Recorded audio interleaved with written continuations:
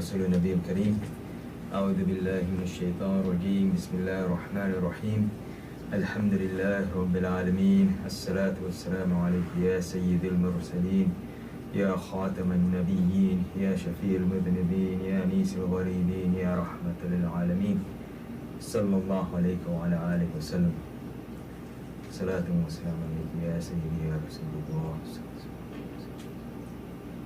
So last week, we were talking about revolutions or revolts that arose as a result of Karbala. And I bounced around a lot, and so, because I think it was kind of hard for some people to follow. So what I want to do today is, kind of go over some of the names that we should all be familiar with, which will make things a lot simpler to follow. And that way I'm not worried about, as I'm saying things, do the people know who I'm even talking about? So, and these entities are very important to know.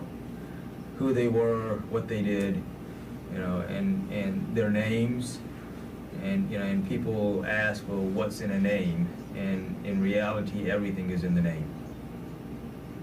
You think about it, in the Quran, when the angels questioned the creation of Adam alayhi salam, what does Allah subhanahu wa ta'ala do after He creates Adam alayhi salam? He says, وَعَلَّمَ آدَمَ الْأَسْمَاءَ كُلَّهَا. And we taught Adam the names of everything. So, if you think about that, all the knowledge is in the names. And if you know the names and you know how to define the names, then you control the narrative.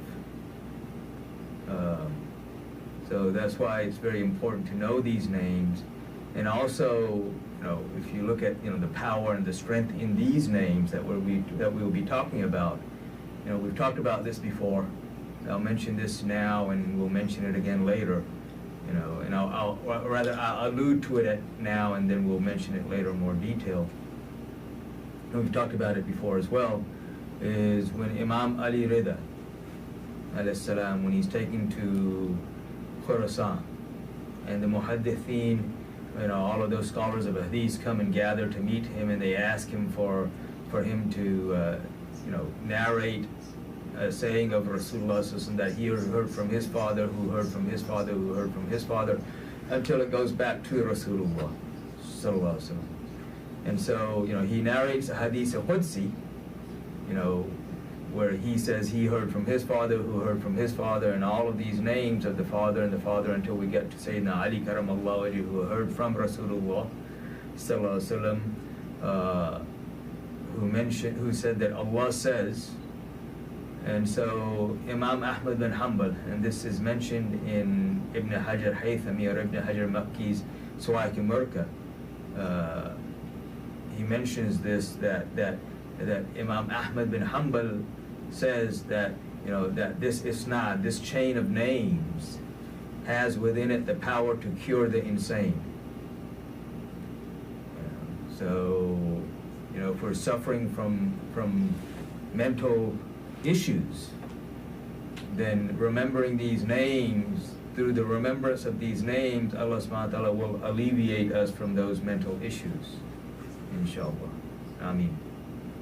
Because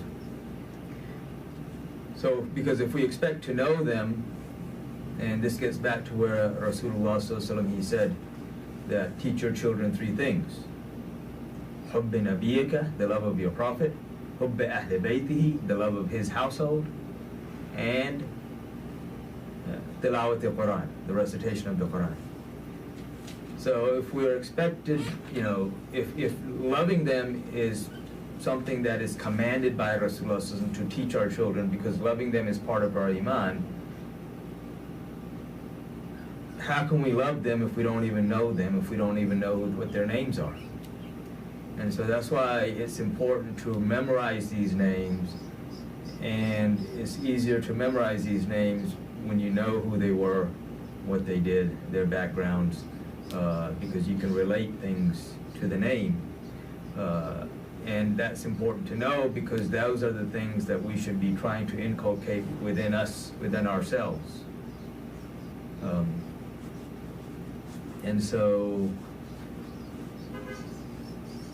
today, inshallah, class will be a little shorter than usual. The intention is to start going over some of the names. And again, these are names that all of us should know.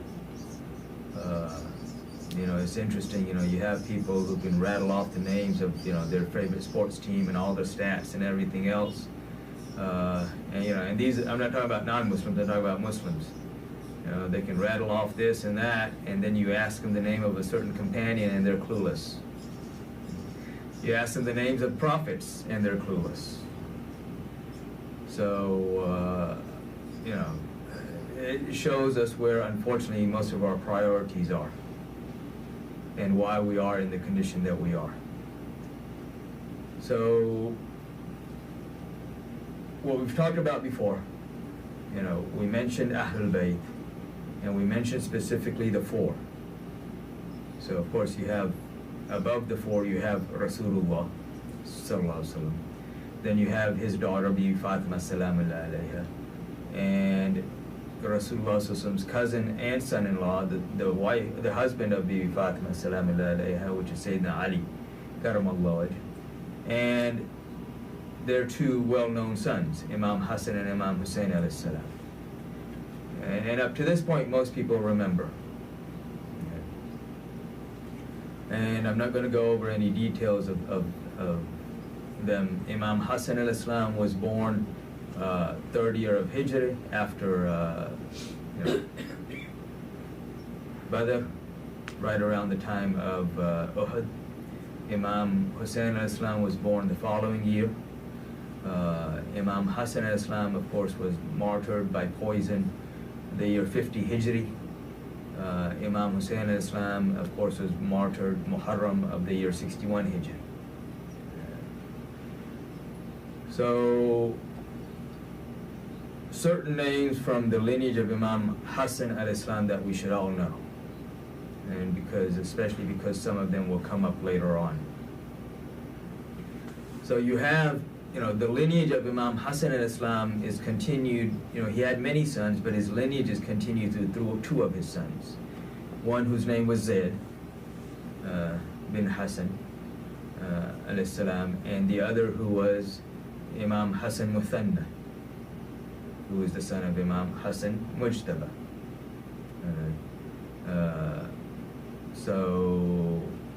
And he is the more famous son.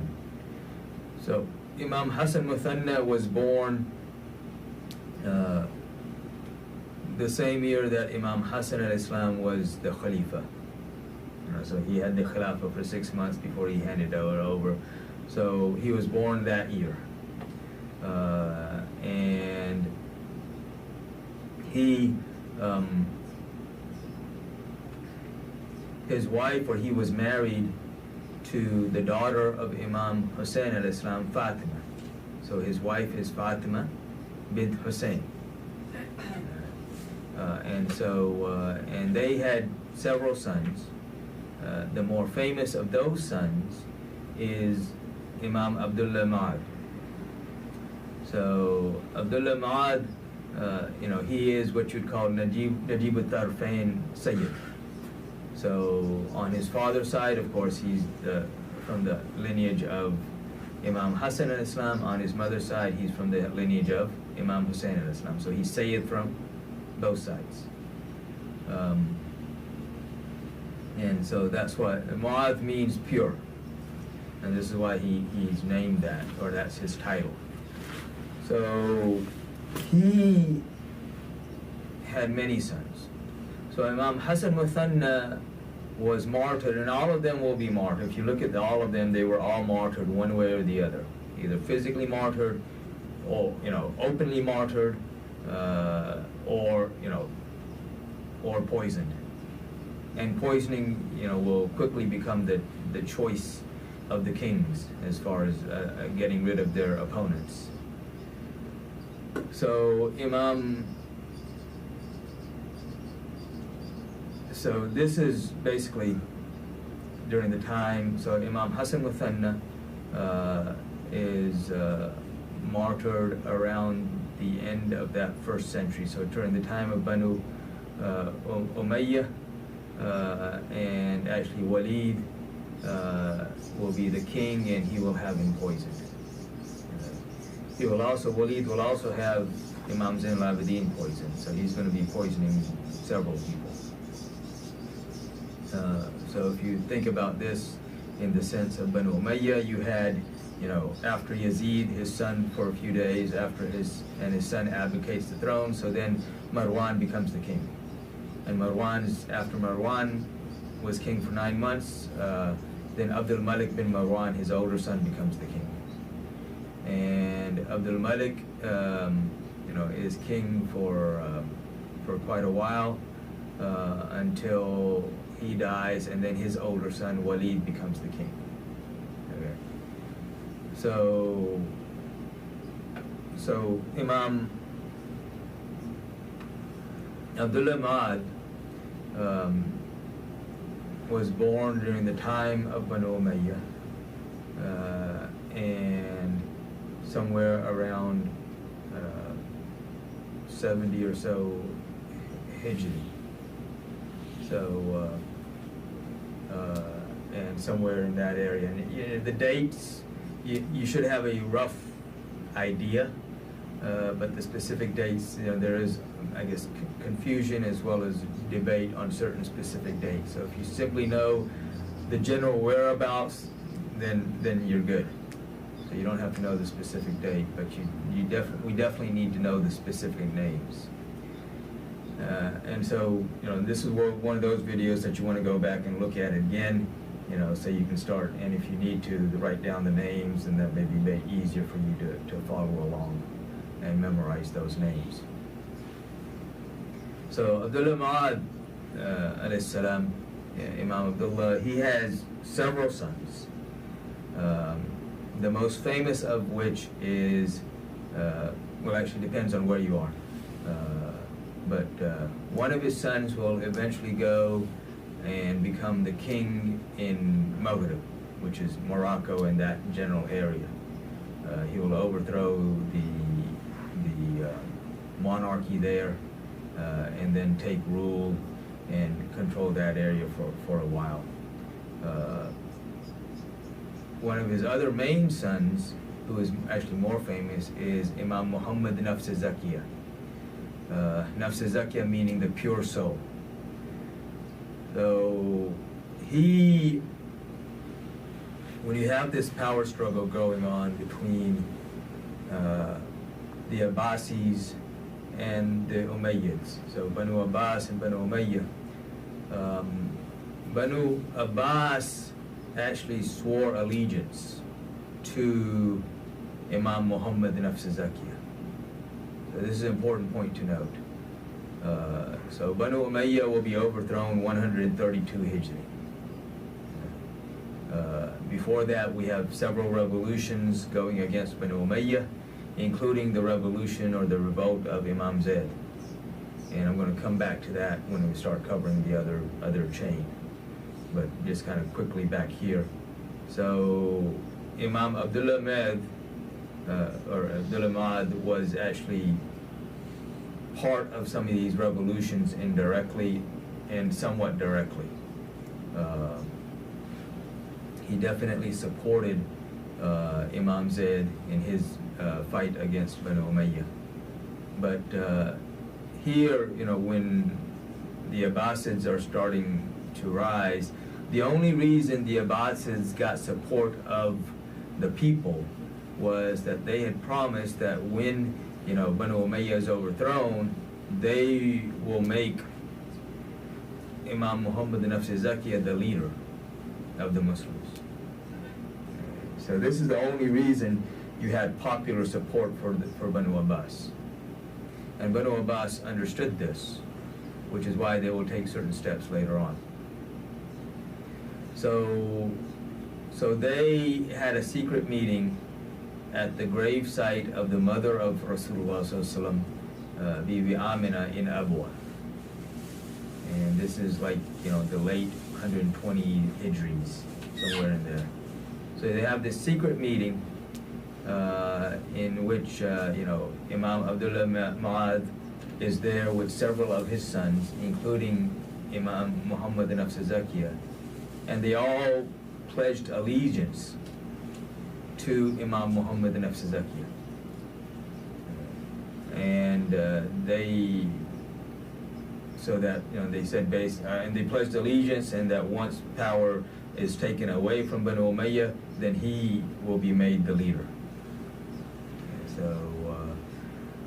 But then when Banu Umayyah were eventually overthrown, instead of doing what they had promised and handing over power to Imam Muhammad Nafs Zakiya, they take power for themselves. The Banu Abbas does. So their first king he was very lenient toward Imam Muhammad Nafs Zakiya, but when this happens, Imam Muhammad Nafs Zakiya is forced into exile. Because you have other members of Banu Abbas who want him dead. Because they know that, if he starts going around, then the people will support him, and that will cause problems for them. So they, basically force him into exile. One of his sons is very famous in Pakistan, and that's Abdullah Shah Ghazi. So those who are from Pakistan who know the area of Karachi know the name of Abdullah Shah Ghazi. So he is the son of Imam Muhammad Nafs Zakiya. And unfortunately, most people don't know that. But, so just on a side note here. So Imam Muhammad Nafs Zakiya is also the one to whom Imam Malik gave allegiance to. So Imam Muhammad Nafs Zakiya is the spiritual leader and the peer and murshid of Imam Malik, rahmatullahi alayh. So eventually, and I'm going to go over some of the things with him later on, but just kind of an overview. He will eventually start gaining strength. People will start, supporting him, and some of his brothers will be sent various places, including Kufa, where his brother Ibrahim will go, and this is when they offer Imam Abu Hanifa the position of Chief Justice again. Well, this is the first time that Banu Abbas will do it. Second time he's been offered the position. He will refuse, because they wanted him to give a fatwa against Imam Muhammad Nafs Zakiya. So he refuses and leaves Kufa and comes to Medina. So Imam Muhammad Nafs Zakiya will eventually be martyred in the year 146 Hijri. So, in one of the battles. So on the side of Imam Hassan al-Islam, these names are very important to know. Another important name to note is that another one of the sons of Imam Abdullah Ma'ad is Imam Musa Jaun, and he is the brother of Imam Muhammad Nafs Zakiya. So Musa Jaun is important to note because it's from his lineage that we will eventually get Sayyid Abdul Qadir Jilani rahmatullahi alayhi. So Sultan Piran Pir, or the Sultan Awliya Allah, Sayyid Abdul Qadir Jilani rahmatullahi, is from on the side of Imam Hassan al-Islam. He comes through that lineage of Imam Musa Jaun, who is the brother of Imam Muhammad Nafs Zakiya. So these names are important to remember. Coming back now to the side of Imam Hussein al-Islam. So Imam Hussein al-Islam, of course, his lineage is only through one son, which is Imam, whose title is Zain al-Abidin, whose name is Ali. So Ali bin Hussein. And the title that he's given, Zain al-Abidin, was not something that the people gave him. This was a title that was told to us by Rasulullah sallallahu alaihi wasallam. The narration or the hadith is that Rasulullah sallallahu alaihi wasallam is sitting in the masjid with Jabir ibn Abdullah radiallahu anhu, and Imam Hussein al-Islam comes, he's a young boy, 3 or 4 years old at that time, comes wandering into the masjid and comes to Rasulullah sallallahu alaihi wasallam and places his blessed head on the blessed thigh of Rasulullah sallallahu alaihi wasallam and just kind of lays there. And Rasulullah sallallahu alaihi wasallam looks at him, and then he looks at Jabir. He says to Jabir, he says, "Oh Jabir, this son of mine will have a son. And on the day of judgment, an announcer from amongst the angels will come forth and announce that, oh Sayyidul Abidin, come forward and enter Jannah." And so he will come forward and take with him many thousands to Jannah. So that son, of course, is Imam Zain al-Abidin. Sayyid al-Abidin means the master or the leader of the worshippers. Zain al-Abidin means the pinnacle or the peak of the worshippers. And so, so that's where Zain al-Abidin comes from, the Sayyid al-Abidin. So again, this isn't a title that was simply thrown upon him by the people. So he, Imam Zain al-Abidin is born, and there are differences of historical opinion here, but most sources say that he was like 38 Hijri. So that by the time Karbala rolls around, he's roughly, early 20s. There is, again, difference of opinion, but irregardless, he was at least in his late teens, early 20s at that time. When Karbala happened. He is the only male survivor of Karbala, or man survivor of Karbala. And he, again, is the one who will continue this lineage. If you look at Tasawwuf today, all of the chains of Tasawwuf are connected to him. Not directly, but indirectly. If you look at Sufism, or again, spirituality, or the process of purification of the nafs, if you look at how this knowledge was spread, it was spread through him. As we mentioned, after Karbala, he would buy every year, because he was blacklisted. And again, people don't understand why he wasn't more prominent in various things. Because anyone who associated with him would be jailed or killed. If somebody wanted to come and meet him, again, we see the same thing going on in various countries throughout the world. You say and especially these days now, you say the wrong thing on social media, or you post the wrong thing on social media, and suddenly, you're blacklisted. And so he had the same process back then. And so anyone associated with him, people were afraid to associate with him. Let me put it that way, because they knew what the consequences would be. You had certain people that took advantage of certain things and were able to associate with him, but not a whole lot.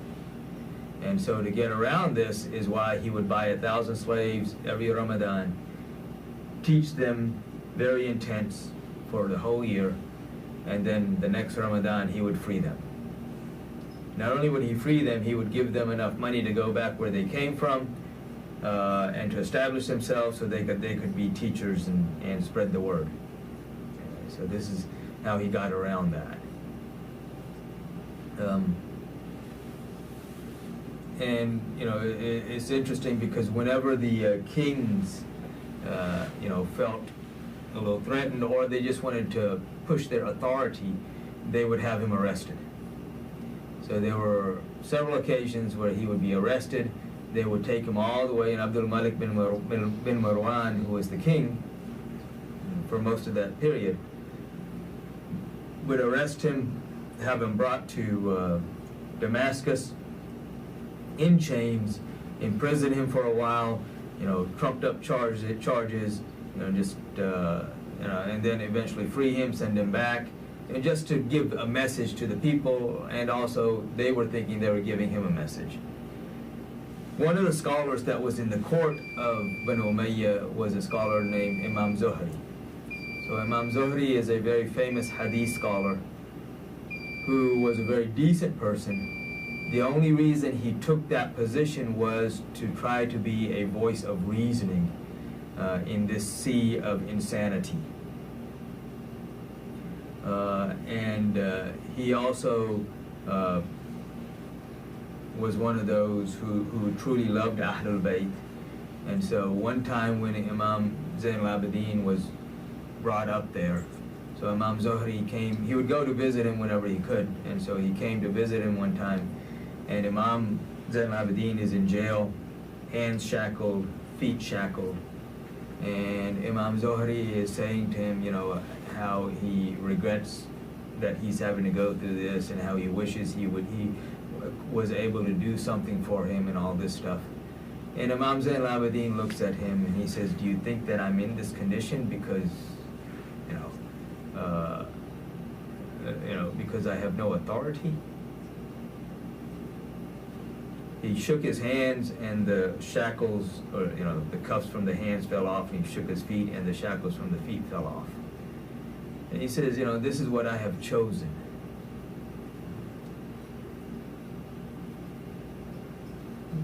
And this is something that will be important to understand. And especially, you'll see like varying actions within Ahlul Bayt. And people confuse this and try to create divisions within Ahlul Bayt. There were differences. There have been differences of opinion within the scholars of Ahlul Bayt.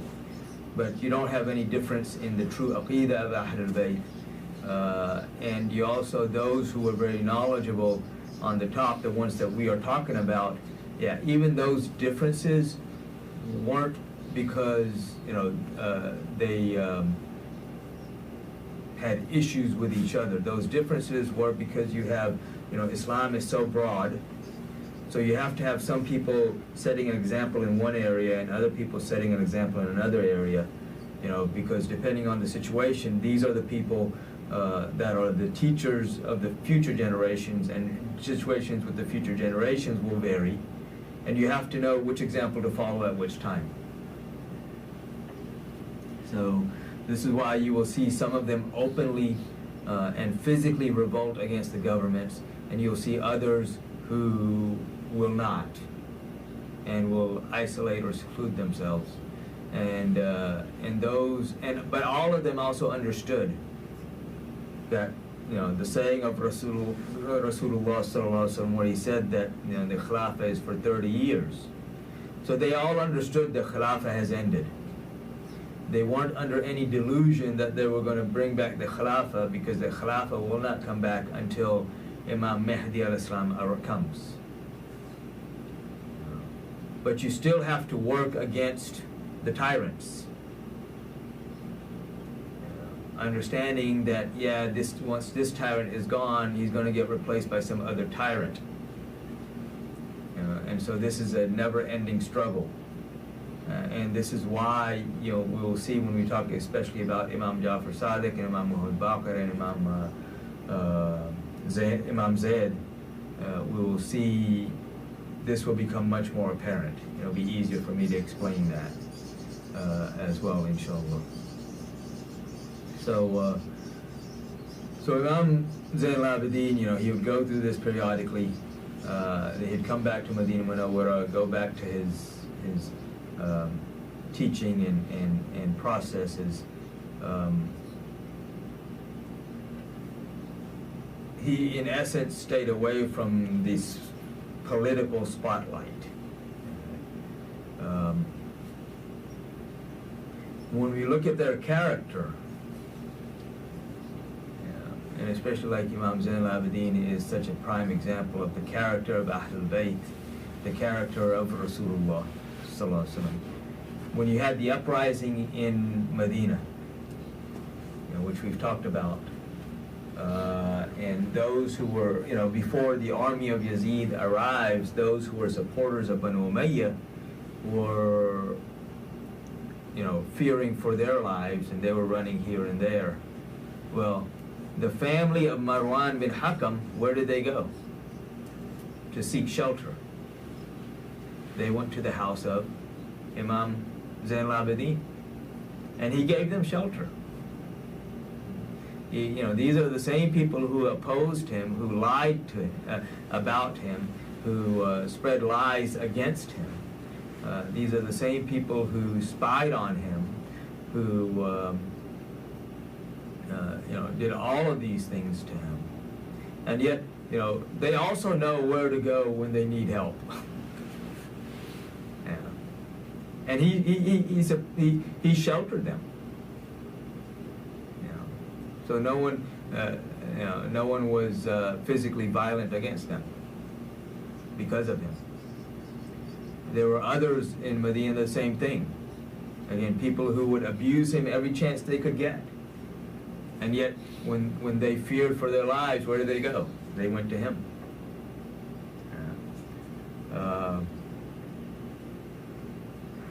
He will also eventually, around the year 95 Hijri, he will be poisoned by Walid at the orders of Walid bin Abdul Malik.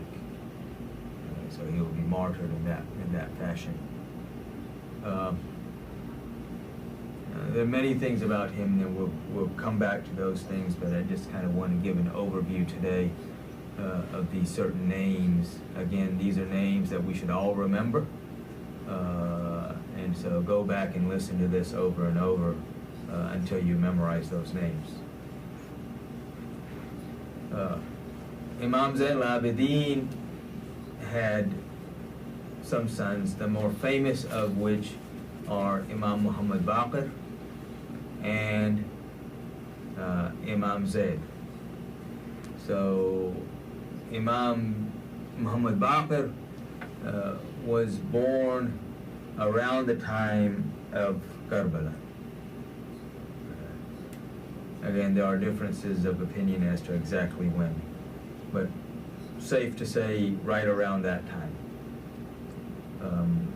Baqir is his title, which means the one who opens up the knowledge, who enlightens the knowledge.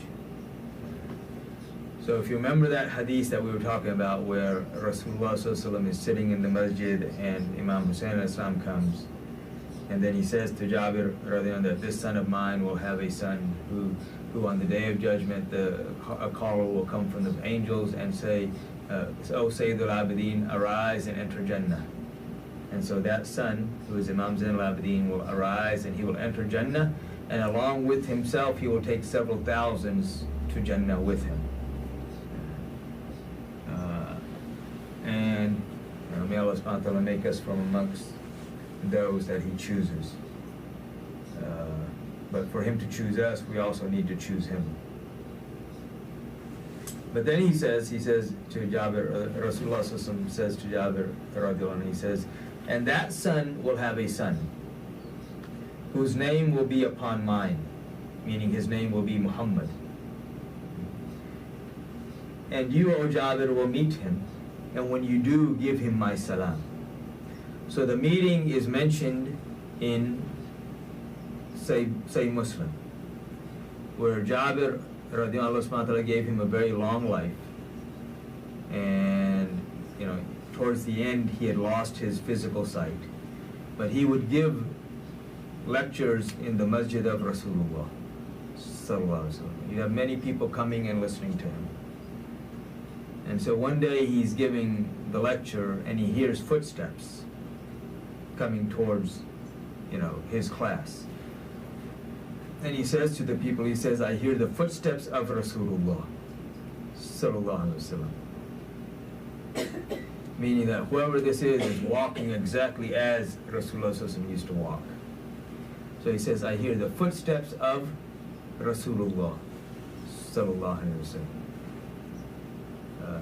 And so so then when he comes, and remember Jabir has lost his physical sight, so then he comes and he asks him, Imam Muhammad Baqir sits down and he asks him, he says, what's your name? He says, who are you? And he says, Muhammad. This again is also the sunnah of Rasulullah sallallahu alaihi wasallam. When he was asked his name, he didn't give all of these titles, even though they are, connected to him. So the same thing with Imam Muhammad Baqir. He says Muhammad. He says Muhammad who? Jabir says Muhammad who? He says Muhammad bin Ali. And his father's name is Zain al-Abidin. So he says. So he asks him to come closer. And then he hugs him and he smells his neck and he says, I smell the fragrance of Rasulullah sallallahu alaihi wasallam coming from you. He knows. And he says, and your grandfather or your great-grandfather commanded me to give you his salam.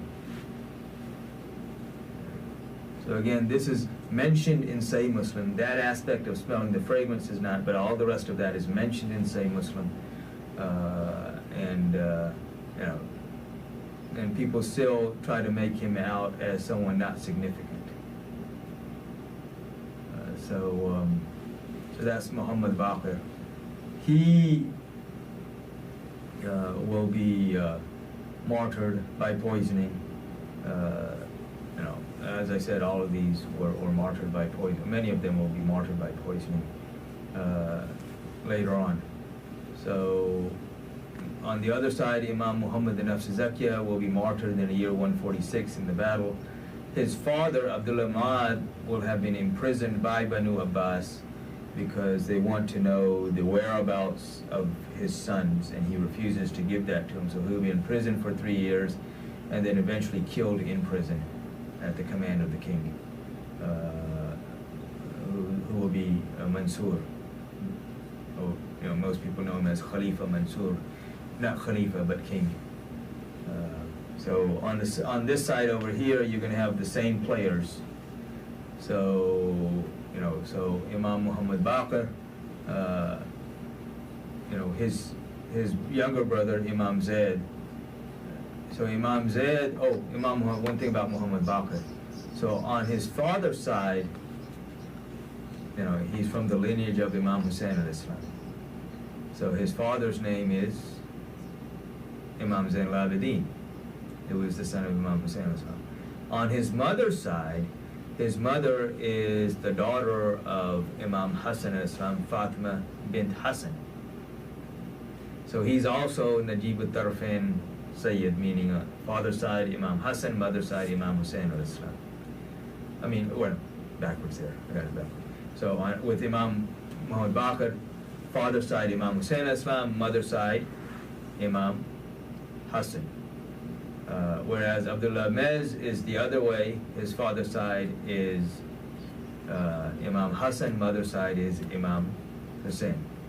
And again, I know, just hearing this once is confusing to a lot of people, but if you go back and you kind of listen to it and you write it down, it might be easier to remember. Or should be easier to remember. So Imam Muhammad Baqir, again, you have many people coming and studying under him because, again, he is Baqir. He is the one who illuminates the knowledge. He opens up the secrets and the depths of the knowledge, and he gives this to the people. So you have amongst his students Imam Abu Hanifa as well as Imam Malik, and many others. So Jabir ibn Abdullah also, even though he is a companion of Rasulullah, he also studied under Imam Zain al-Abidin.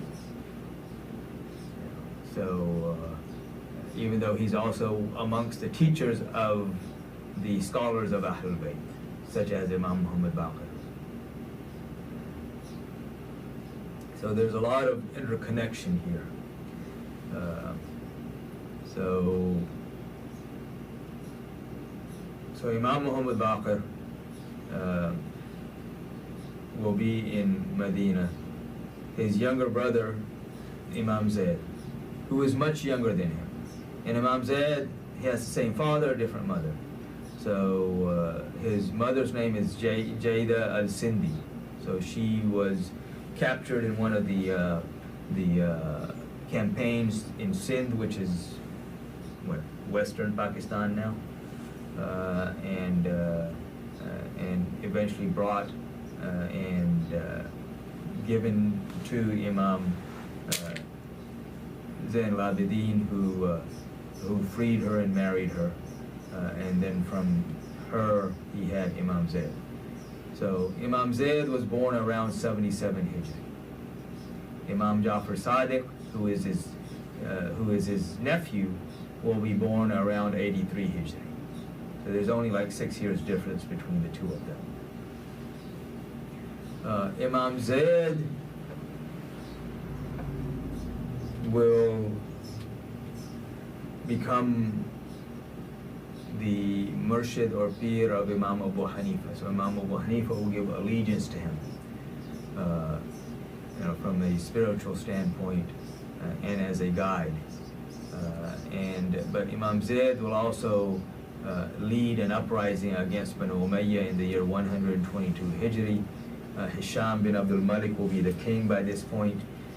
Hisham will send an army of 20,000 men against him.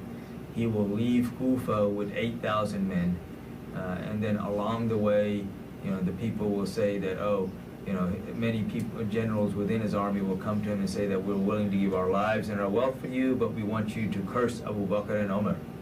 And he will say that, how can I curse those about whom I have not heard anything but good from my forefathers? And so they will abandon him, and he will be the first one to use the word Rawafiz, meaning those who abandoned, because they abandoned him. And so you get those amongst the Shia that are known as Rabzi or Rawafiz. So this is where that comes from.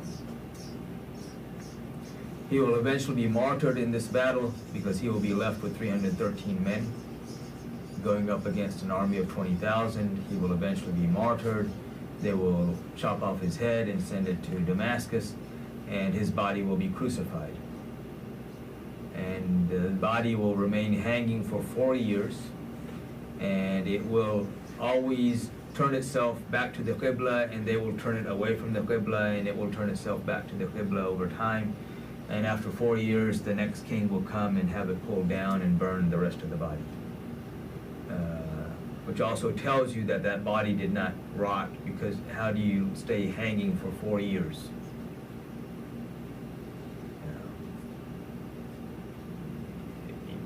4 years, nothing should have been left.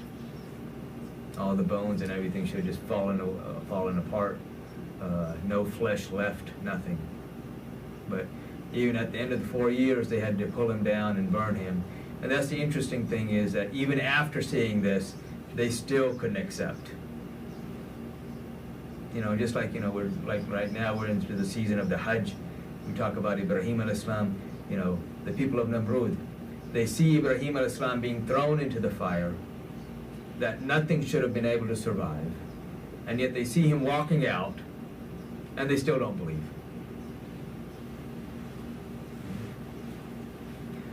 So the same thing here. They see all of this in front of them, but they still choose not to believe.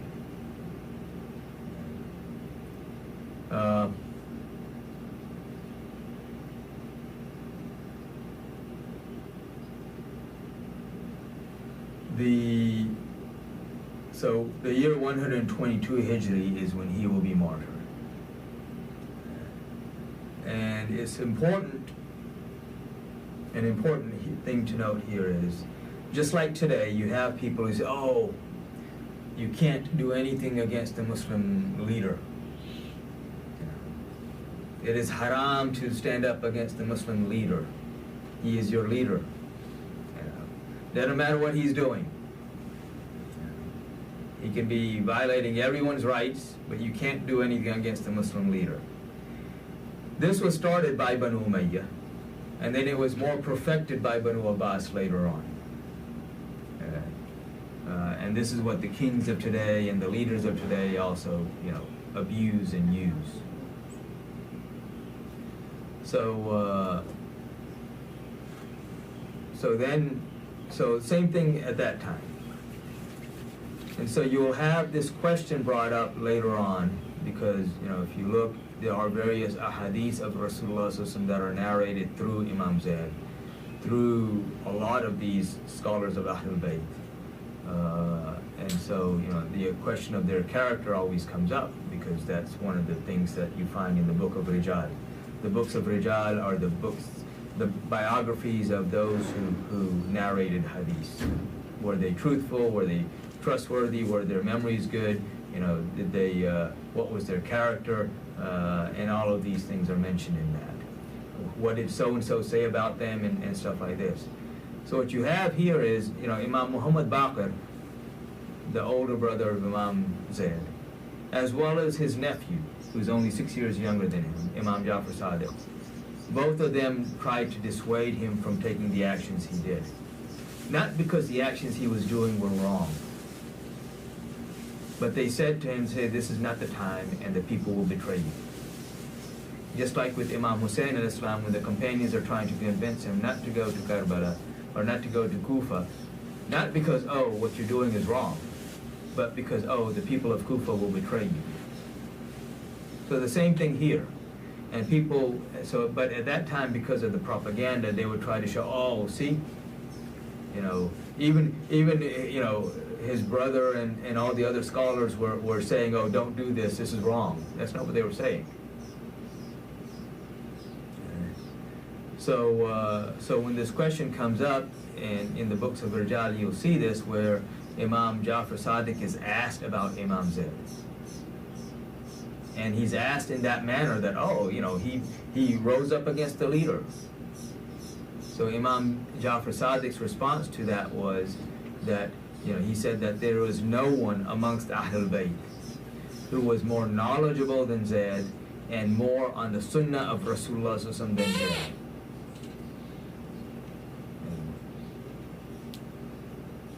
No one.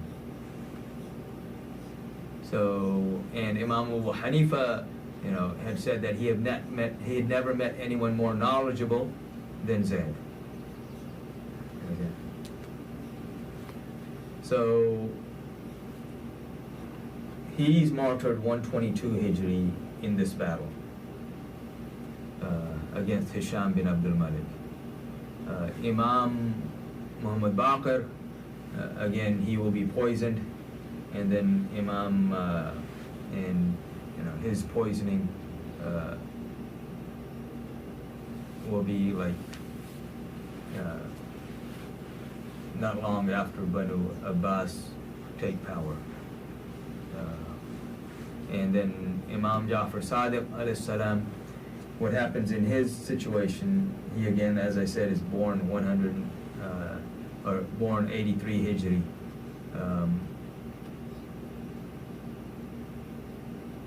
On his father's side, and just a brief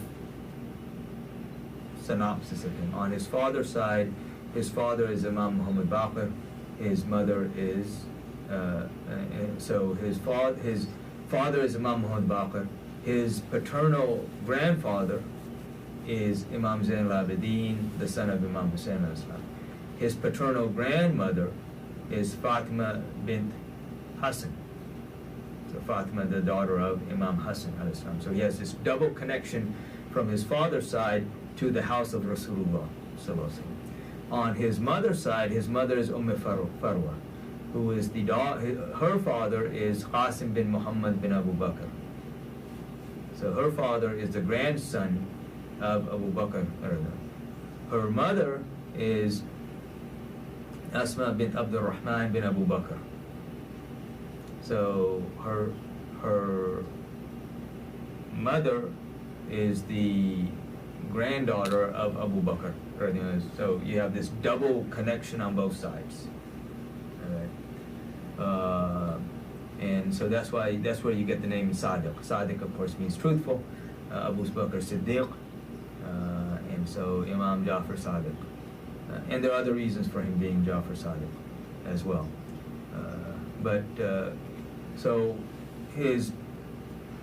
maternal grandfather, Qasim bin Muhammad bin Abu Bakr, is one of the 7 fuqaha of Medina Munawwara. So one of those faqih, very knowledgeable about jurisprudence, about the laws and ahkam of Islam and Islam in general. And on his father's side, of course, his father is Muhammad Baqir, the one who illuminates the knowledge itself, and his grandfather is Imam Zain al-Abidin. So you can imagine, or rather we can't imagine, the level of knowledge that he attains. And so this is why if you start looking into all of the sciences in Islam and all of the physical sciences, what we think of as worldly sciences, they all come back to him one way or the other. Whether it's chemistry, biology, anatomy, physiology, astronomy, physics, all of these sciences, they have some connection directly, indirectly to him.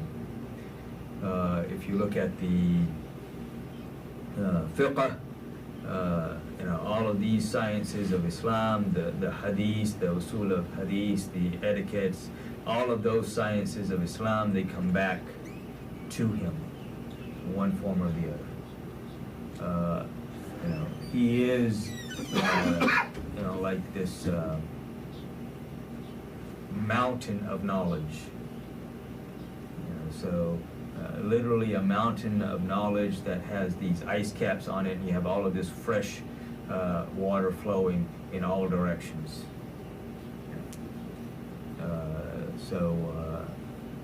So he will eventually be martyred in the year 148 Hijri. So 2 years after Imam Muhammad bin Zakiyah, he will be martyred by poisoning. And this is this is the norm.